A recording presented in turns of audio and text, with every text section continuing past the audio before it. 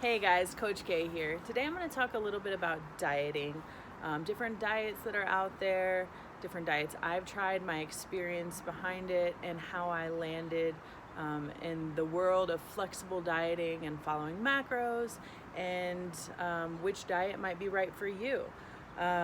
So obviously there's a million different diets out there. There's South Beach, Atkins, Paleo, Keto, Weight Watchers, counting points, counting macros, blocks. There's so many different options, and there's always trendy diets that are, in the news a lot right now.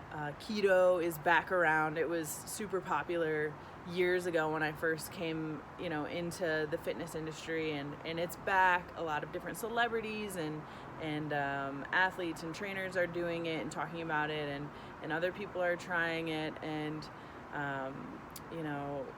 Weight Watchers was super popular, I think, with my grandma and my aunts when I was a kid, and I remember my dad doing Atkins, and my whole life I've been surrounded by people that are doing these super restrictive diets, and I kind of grew up in that. And I remember my dad, when he was doing Atkins, he had a special shelf in the fridge that was his shelf only. It was because he was following Atkins, and he had, it was, I want to say Atkins is very similar to keto. It was really high fat. I remember he was eating a ton of meat and a ton of cheese and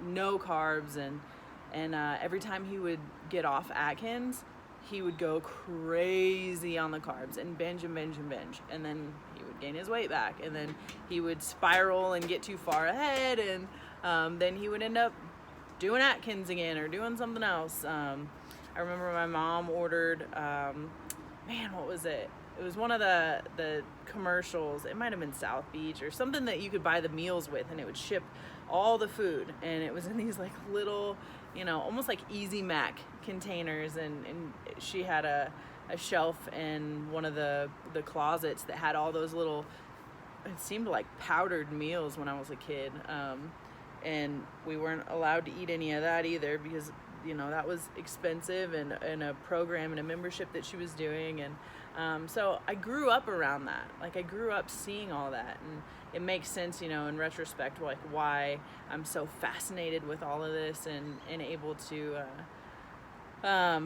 stick to something, because I grew up seeing that. But in my own experience, I also had some really unhealthy diets that I followed, and experiences, and it all kind of landed me to where I am now as a coach and a trainer, and I try and provide good information on all of this and my experiences. So when I first got into fitness, I was in a relationship that the guy I was dating was a trainer, and he gave me all the information he had, and I, wanted to impress him, and I wanted to be this new up-and-coming fitness person, and so I really restricted myself. I was the chicken, broccoli, brown rice only, white fish, tilapia, sweet potato, like super clean, super lean. I thought I wanted to do a bikini or a figure show at one point, so the coach that I had hired, I'll never forget, put me on a 1,200 calorie diet, and I wouldn't eat a calorie over 1,200. And I remember the moment where I knew I was in too deep was when I looked at the carbs on a stick of gum, and I refused to chew the stick of gum because I was afraid that my results would suffer because of this piece of gum. Like, in that moment, I knew, okay, I've gone too far. This is too much. I also, because of those restrictive diets, and limiting myself to only specific foods and deeming all other things as bad foods, I would binge. I would be grocery shopping for all my clean foods, and I'd buy a pack of Oreos, and I would go sit out in my car like the second I got in my car, I'd have the Oreos up front, and I would eat, 2 sleeves of the Oreos, and I'd get home and have so much overwhelming guilt that I would throw it all up. Throw up all the Oreos. And then I'd feel okay about it, but I'd still feel guilty. I just felt like horrible that I ate that. And that cycle continued for a while, and the whole time I was in that relationship, like I would eat stuff and throw the wrapper, in the trash outside because I didn't want to feel shame, and I didn't want to feel like I was letting the person down in the relationship, even though he ate like shit, like he ate horribly. But because I was this person that was supposed to be eating so perfect and right, like I couldn't let anyone else know that I was a human and that I ate bad stuff too. And it's not even bad stuff, but at the time, it was so bad. So I would go through a drive-thru and eat really bad and throw the receipt in the bag away in a dumpster where no one could find it. And it's like, that's not healthy. That's not healthy. So when I have new clients, that are asking me about different diets and which one, is right for them, it's the one that is that you can stick to and have a positive mindset during it.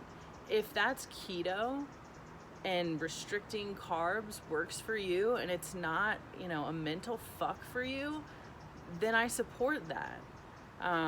Do I think it's healthy long term? No, I don't. I don't think you should ingest that much fat long term. I think it's great short term if that works for you.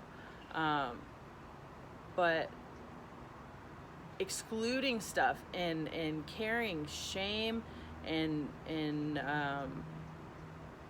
deeming foods as bad, it's just not cool. It puts you in a really negative space, and you have to be in a positive mental space when you're ready to make a lifestyle change, where they have to happen together.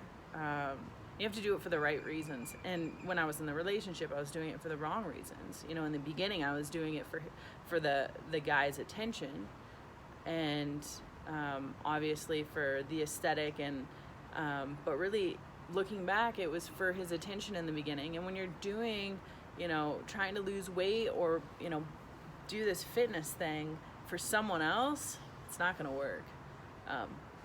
I've stuck with it my entire life. I've always done fitness or health in some capacity. But in those years, in those moments, there was a lot of unhealthy habits that surrounded. And really my move to Vegas, was a pivotal moment in my life for so many reasons. I needed a fresh start and a little reset, and I learned so much about myself in moving out here by myself, and my new relationship, which is my husband, and he's so supportive of everything that I do. But the dieting or lifestyle that I follow now and truly believe in is the flexible dieting, or counting macros. And I don't count macros all the time, but I am an intuitive eater and a flexible dieter. And what that means is I can eat whatever I want, but in moderation. So I no longer walk through the grocery aisles and I'm like, oh, this is bad.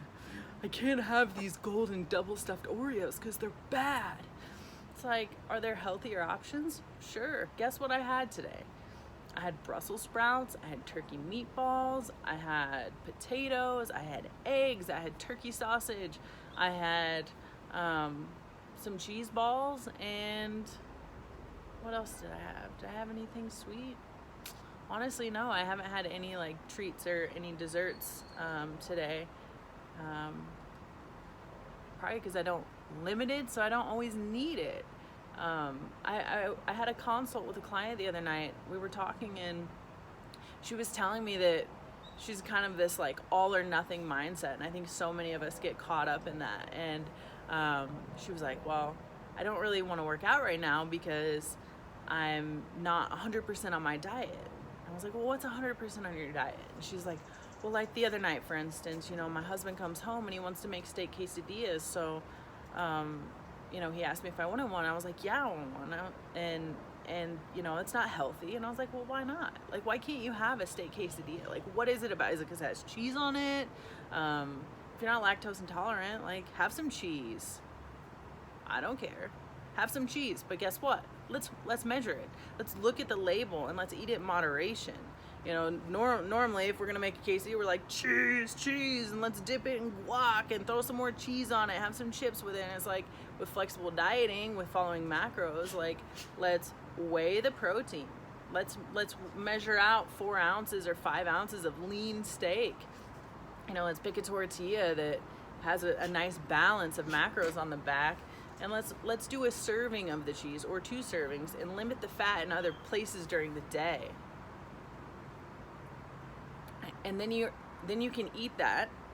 You can share a nice fun meal with your husband, and you don't have to feel guilty about it. So it's so mental. Dieting and lifestyle and fitness and all this is so mental. And I learned that by like having such a restrictive, limited diet, you miss out on a lot, and you only have one life. And I'm not saying go crazy every single day, but I spent too many years like saying no to stuff, and no, I can't go out, I can't meet you here, I can't do this, I can't do that, like I'm on this diet or whatever. And it's like, I'm absolutely disciplined. I'm disciplined in my nutrition, I'm disciplined in my fitness, I'm disciplined in a lot of areas, and it all comes down to balance. And I'm gonna say that word 1,000,000 times. So, Monday through Friday, I'm eating all my prepped meals, whatever.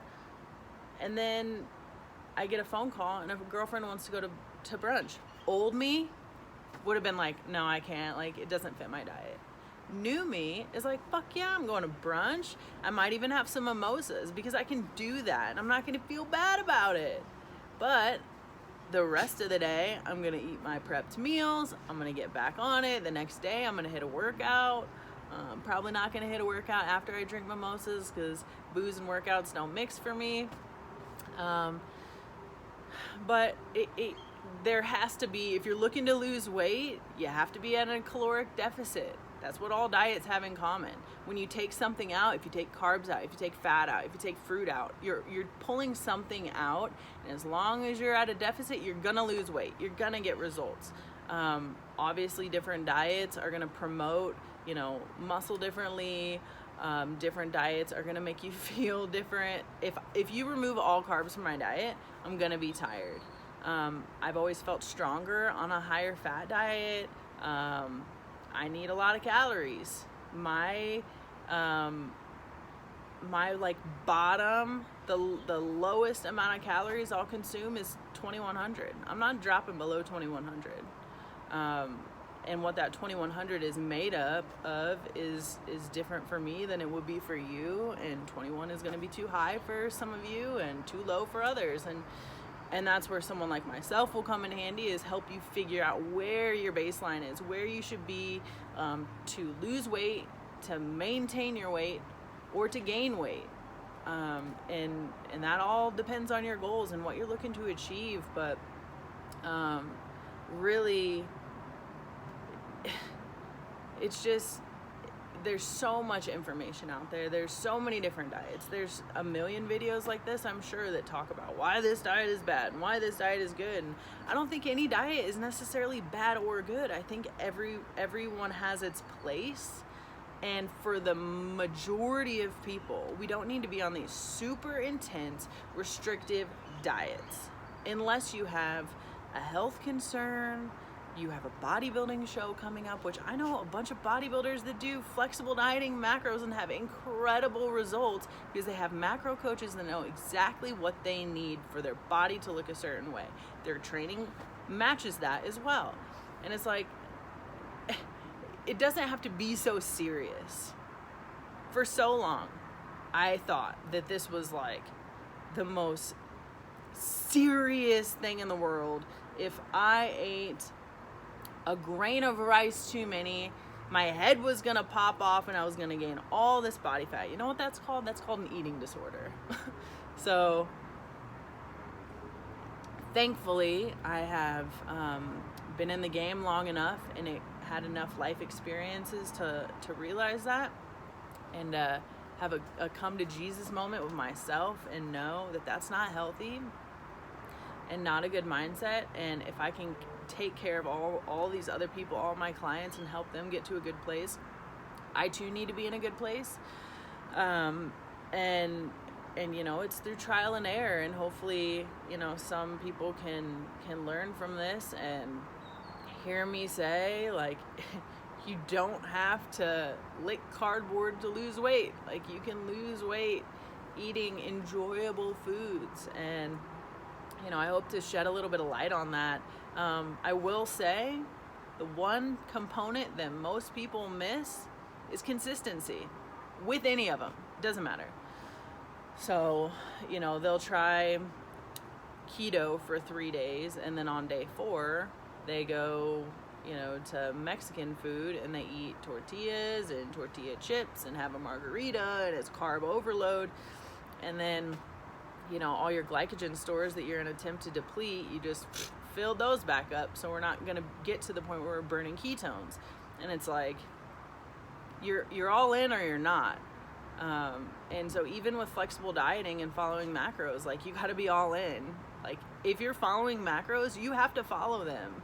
You have to follow the numbers that you have, or else, you know, you're here 1,800 calories, 1,800 calories, 1,800 calories, 3,000 calories because you decide to go to In-N-Out and not log it.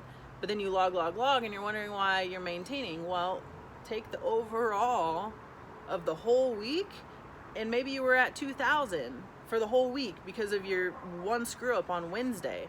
Well, it's your average of everything.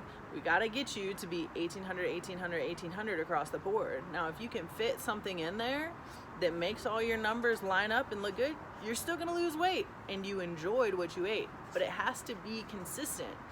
So, you know, when we just have a cheat day and blow it up, and you're wondering why you're not losing weight, it's the average of the whole week and what you consume through that whole week. So we need to get consistent and get into a good routine. And like I said, that's with any diet. Doesn't matter. You have to be consistent for it to stick and for you to see results. So, find something that works for you. Find something that works for your family. I know I have 2 kids. I have a husband. And we're all kind of in line with this and what we're eating. And, you know, fortunately, my 2-year-old doesn't have much say in the matter. He eats what we cook. And, you know, I have a big bag of cheese in the fridge. And if he doesn't like it, I add ketchup. I add barbecue sauce. I add a little bit of cheese because he's a kid and he can do that. And so can I, because I'm a grown kid and I can log it. I can log the cheese and I can log the barbecue sauce. And some might say that that's another form of, you know, an eating disorder by logging or whatever. But for me, it's not disordered eating because I'm in a really positive mental place and I'm not obsessive over it. And I'm enjoying the process. And there's no shame and no guilt. So if what you're doing is accompanied with shame or guilt, you know, feeling bad about it, then it's probably not a positive for you, and you need to figure out where those feelings are coming from and why they're happening. And when you can get to that, now we're in a place where we can, you know, make some progress. And I think it all starts in the mind. And from there, start seeing some results. So I think it needs some soul searching, and maybe that's corny, but I think it works. And I'd love to help. If anyone has questions on dieting or dieting trends or my experiences, I know this was kind of a ramble cluster, but I think it covered some topics that a lot of us think about and maybe don't want to talk about. So yeah. happy fitnessing and nutrition and coffee sipping.